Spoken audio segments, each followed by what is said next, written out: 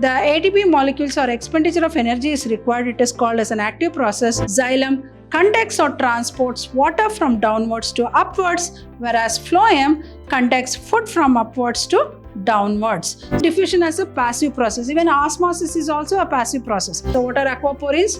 They are the water carrier proteins.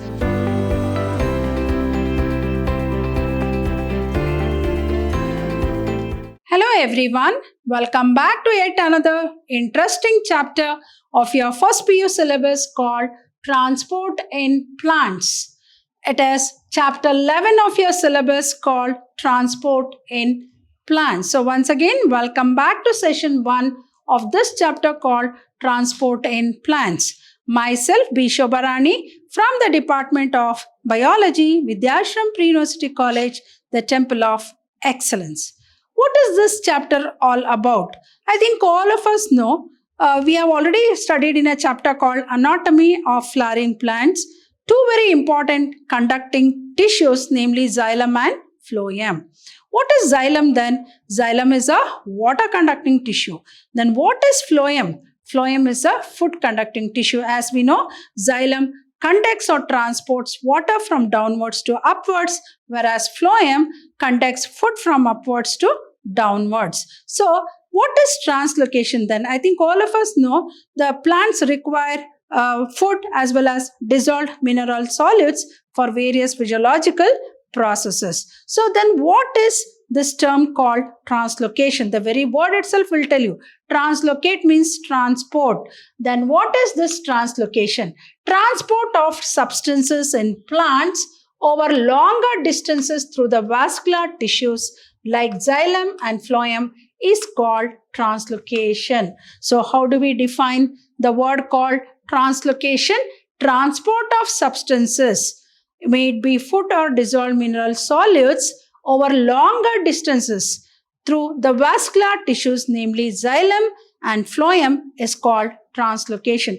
I think you might have come across big trees, tall trees like eucalyptus, sequoia, but still we find that like tall trees like eucalyptus, where you come across that to such greater distances, water and food is conducted. So the process of conduction of food and water to such greater distances through xylem and phloem is called translocation. Then we may wonder, what is the means of transport? How is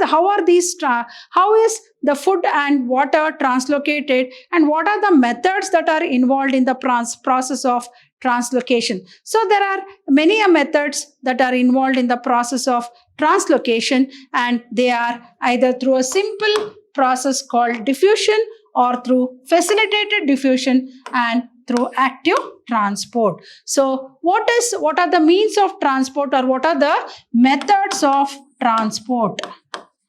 Methods of transport. What are the methods of transport? So the transport of material into and out of the cell is carried out by a number of methods, and these are diffusion, facilitated diffusion and active transport. Let us study one by one. In the next coming slide, we'll understand what is diffusion, why is it called facilitated diffusion, and what is active transport. The very word itself will tell you expenditure of energy. It needs energy in the form of ATP molecules for the transport, hence it is called active transport. As we know, the phloem, that is the leaf, is the photosynthetic apparatus of a plant body where the food is prepared. So here you can see phloem, which transports the food from upwards to downwards. As we know, xylem transports or conducts water from downwards to upwards, whereas phloem transports food from upwards to downwards. Why from upward to downwards? Why not from downwards to upwards? Where is the food manufactured? It is in the leaf. So obviously it has to transport from upwards to downwards.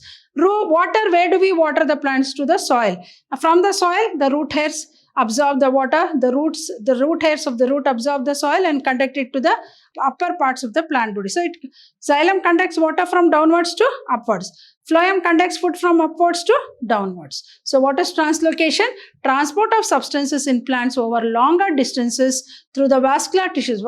What do you mean by vascular? Xylem and phloem are called vascular tissues. They are otherwise called as what? Conducting tissues, where xylem is a water conducting tissue which conducts or transports water from downwards to upwards, whereas phloem is a food conducting tissue which conducts food from upwards to downwards. So what are the means of transport or methods of transport?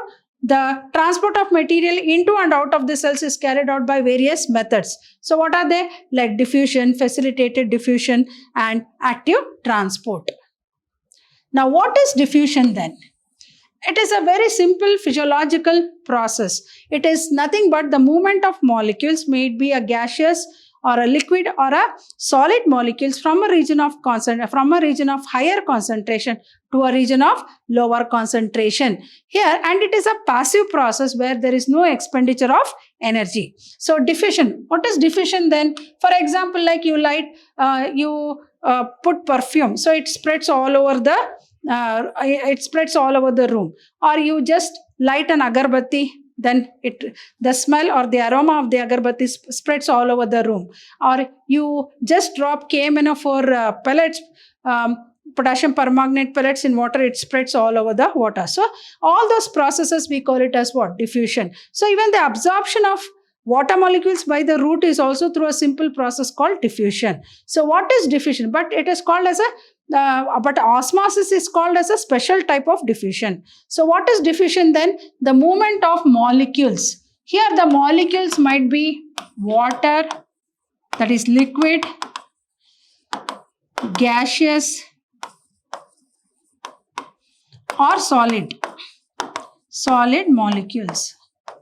So the molecules may be in the form of liquid, or maybe in the form of gaseous, or maybe in the form of solid molecules from a region of higher concentration to a region of lower concentration is called diffusion.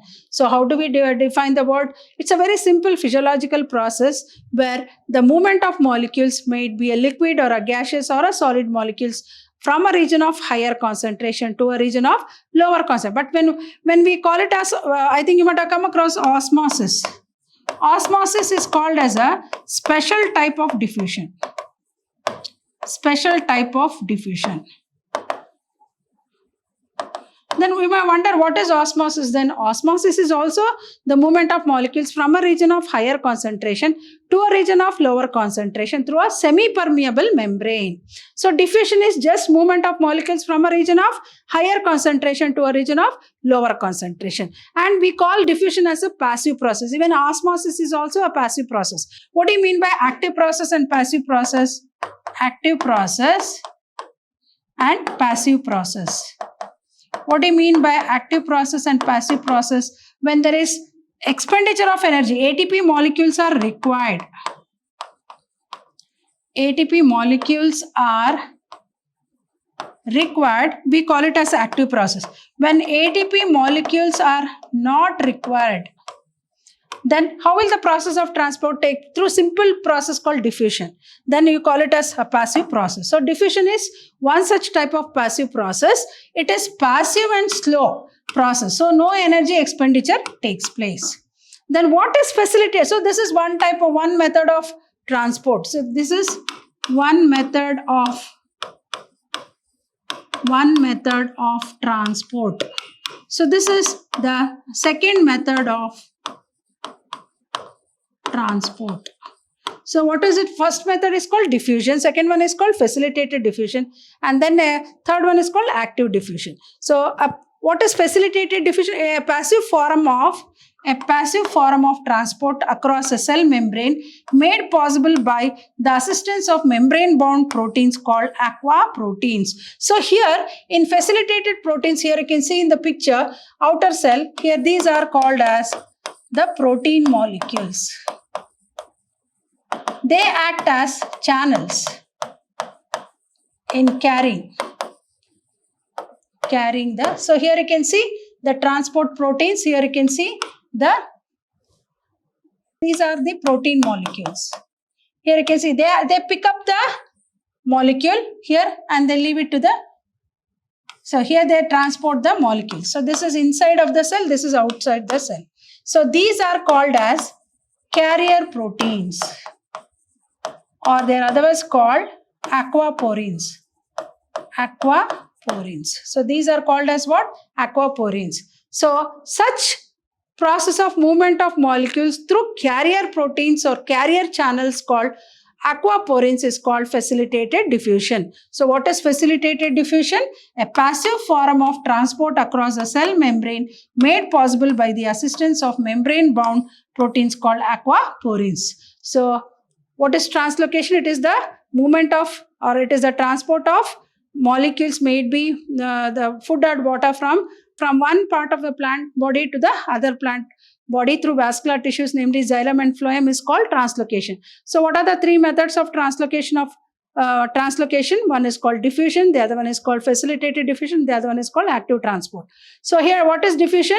Diffusion is the movement of molecules from a region of higher concentration to a region of lower concentration, and it is a passive process and it does not require expenditure of energy. So what is facilitated diffusion? It is also a passive form of transport where even this does not require energy, but it is the movement of the molecules across the membrane bound through carrier proteins called aquaporins or carrier channels. Such type of diffusion is called facilitative. So what are the two methods? Active process, and what do you mean by active process and passive process? When the ATP molecules or expenditure of energy is required, it is called as an active process, and when expenditure of energy is not required, it is called as a passive process.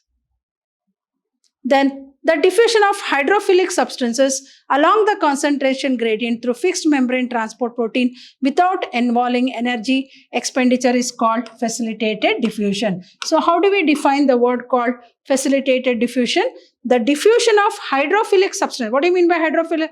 Water-loving substances along the concentration gradient. What do you mean by along the concentration gradient? From a region of higher concentration to a region of lower concentration through fixed membrane-bound transport proteins. What do you call them as? These are called as what? Aquaporins. You can call them as carrier proteins, or you can also call them as carrier channels. The very word itself will tell you. What do you mean by carrier? That which picks up, carries from one place to another place is called as carrier. So without, and this does not, facilitated diffusion does not involve expenditure of energy. So it is a passive process.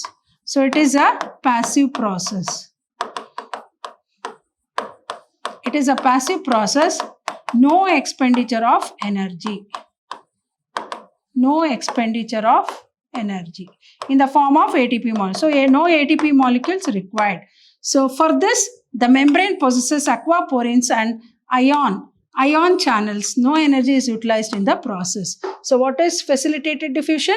The diffusion of hydrophilic substances along the concentration gradient through fixed membrane transport protein without involving energy, that is ATP expenditure, is called facilitated diffusion. For this, what do they require? Membrane bound proteins called aquaporins or carrier proteins or carrier channels, or we can also call them as ion channels, and to carry the molecules from one place to another place across the membrane, and here no energy is utilized in the process, hence it is called as a passive process. Then what are aquaporins then? How do we define aquaporins? They are the water, so as I said, aquaporins are called carrier proteins. They are also called as carrier channels. They are also called as ion channels. So these are the very important for what? Facilitated transport, which is again which is a passive process. It is a passive process. So what are aquaporins? They are the water carrier proteins present on the surface of plant cell membrane. These form channels, and these form channels are actively involved in water transport across the membrane of root hair cells. So what are aquaporins? They are the water carrier proteins present on the surface of the plant cell membranes, and these form what? Channels. Hence the name, they are also called as what? Carrier channels. Actively involved in what? Water transport across the membrane of root hair cells. Now let us understand what is symport and antiport. Here you can see in this beautiful picture. So what is symport and antiport? So some carrier or transport allow diffusion only if two types of molecules move together. So now let us see in symport. Here you can see in symport. In symport, both the molecules cross the membrane in the same direction. So here you can see both the molecules carry in the same direction. Here it is same direction. Both the molecules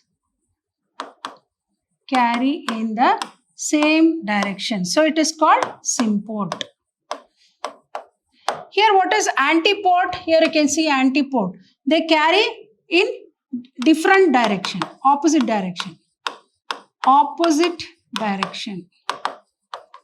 Here you can see. So uniport in one direction. So the carrier, so these are nothing but what? Carrier proteins. These are the carrier proteins. So here this is the membrane. So some carrier or transport allow diffusion only if two types of molecules move together. So in symport, both the molecules cross the membrane. So here you can see both the molecules cross the membrane in the same direction. Hence it is called symport. What is antiport? Both the molecule move in opposite direction. So here you can see they move, one is like this, the other one is like this. So opposite direction. Here it is in the same direction. Here only one direction. Only one direction. So one means what? It is uniport. So what is antiport? Both the molecules move in opposite direction, and in uniport only one type of molecule moves across the cell membrane. So some carrier or transport allow diffusion only if two types of molecules move together, and in symport both the molecules cross the membrane in the same direction. So in antiport both the molecules move in the opposite direction, hence the name antiport, opposite. Then uniport only one. So only one type of molecule moves across the cell membrane in one direction. So it is called uniport. Hope you have understood the concepts of this very interesting chapter called transport in plants. This is a very important and a very common physiological process that is taking place in plants. But only we need to understand the mechanism that is involved in the process of translocation. So I'll be back in the coming session with some more interesting concepts of this chapter called transport in plants. Till then, goodbye and thank you.